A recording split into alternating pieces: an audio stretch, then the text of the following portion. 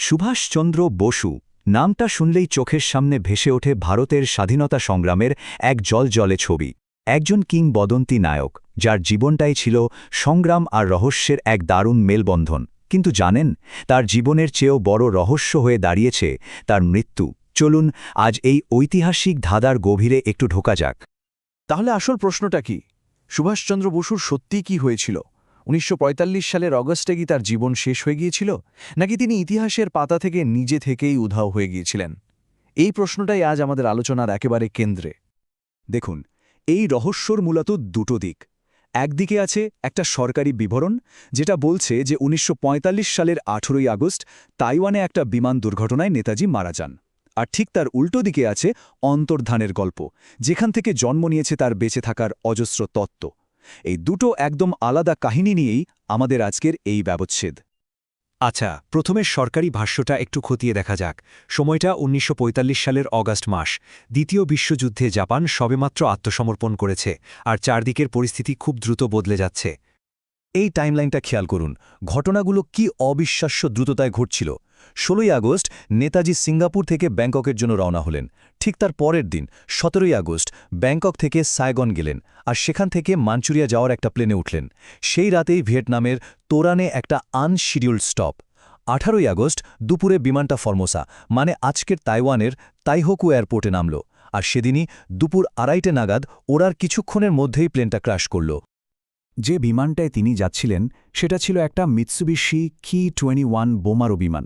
বিভিন্ন রিপোর্ট থেকে জানা যায় যে প্লেনটা ওভারলোডেড ছিল, মানে ধারণ ক্ষমতার চেয়ে বেশি মালপত্র আর লোকজন ছিল। আর তার ইঞ্জিনেও নাকি সমস্যা ছিল। সোজা কথায়, যাত্রাটা শুরু থেকেই বেশ ঝুঁকিপূর্ণ ছিল। আর তারপরেই ঘটল সেই ভয়াবহ দুর্ঘটনাটা। বিমানটা টেক অফ করার প্রায় সঙ্গে সঙ্গেই যাত্রীরা একটা প্রচণ্ড বিস্ফোরণের শব্দ শুনতে পেলেন। দেখা গেল প্লেনের বাঁদিকের ইঞ্জিন আর প্রোপেলারটা খুলে পড়ে গেছে। এরপর আর নিয়ন্ত্রণ রাখা যায়নি। বিমানটা সজোরে মাটিতে আছড়ে পড়ে, দুটো টুকরো হয়ে যায়, আর সঙ্গে সঙ্গে দাও দাও করে আগুন জ্বলে ওঠে। নেতাজির সারা শরীর তখন গ্যাসোলিনে ভেজা। তিনি তার সঙ্গী কর্নেল হাবিবুর রহমানকে নিয়ে সেই আগুনের ভেতর দিয়েই বেরিয়ে আসতে পেরেছিলেন।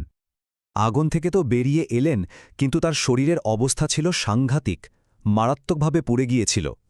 তাকে যখন কাছের একটা সেনা হাসপাতালে নিয়ে যাওয়া হয়, তখন তিনি সচেতন ছিলেন।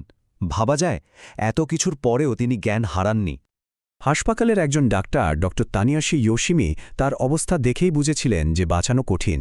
ঐতিহাসিক লিওনার্ড এ গর্ডেনের নথি থেকে আমরা জানতে পারি যে নেতাজির শরীরের বেশিরভাগটাই 3rd ডিগ্রি বার্নে ঝুলসে গিয়েছিল। সব রকম চেষ্টা সত্ত্বেও তিনি কোমায় চলে যান, আর সেই রাতেই 9টা থেকে 10টার মধ্যে তার মৃত্যু হয়। সরকারি মতে এখানেই নেতাজির জীবনের গল্পের শেষ। কিন্তু সরকারি গল্পের যেখানে শেষ, সেখান থেকেই যেন আসল গল্পের শুরু। সাধারণ মানুষের মনে দানা বাঁধতে শুরু করল হাজারো সন্দেহ।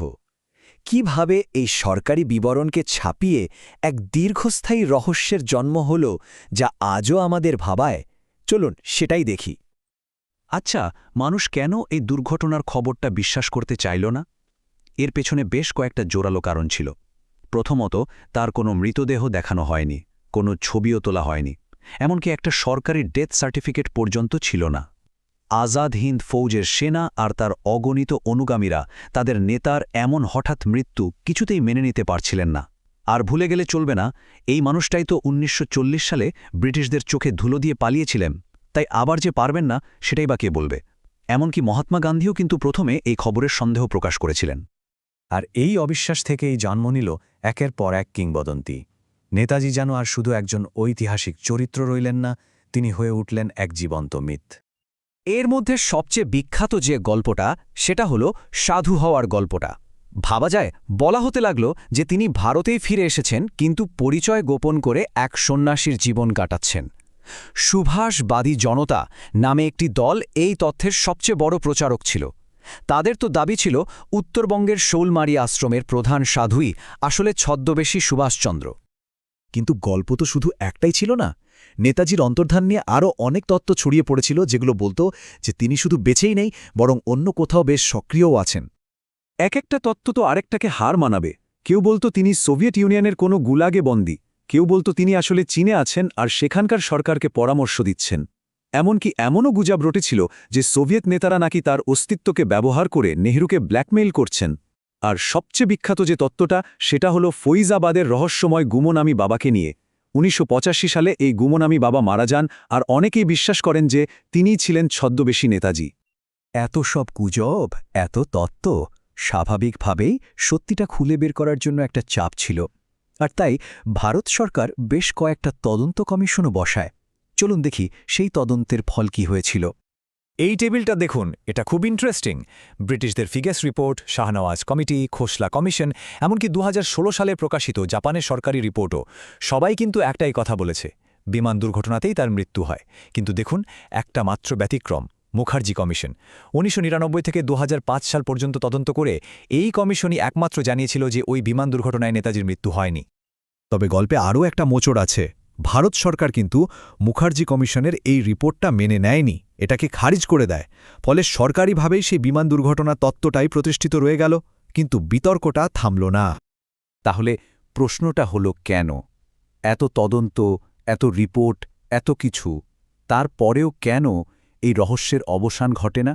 কেন আজও লক্ষ লক্ষ মানুষ বিশ্বাস করেন যে নেতাজির মৃত্যুর পেছনে অন্য কোনো গল্প লুকিয়ে আছে?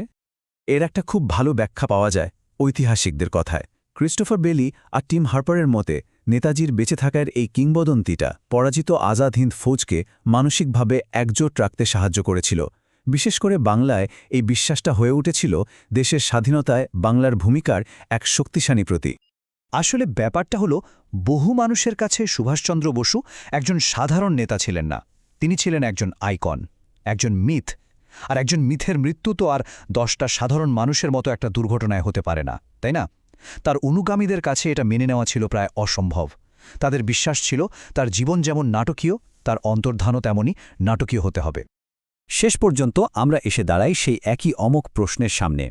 ইতিহাস, বিশ্বাস আর কিংবদন্তি, এই তিনের টানাপোড়েনে আসল সত্যিটা ঠিক কোথায় লুকিয়ে আছে?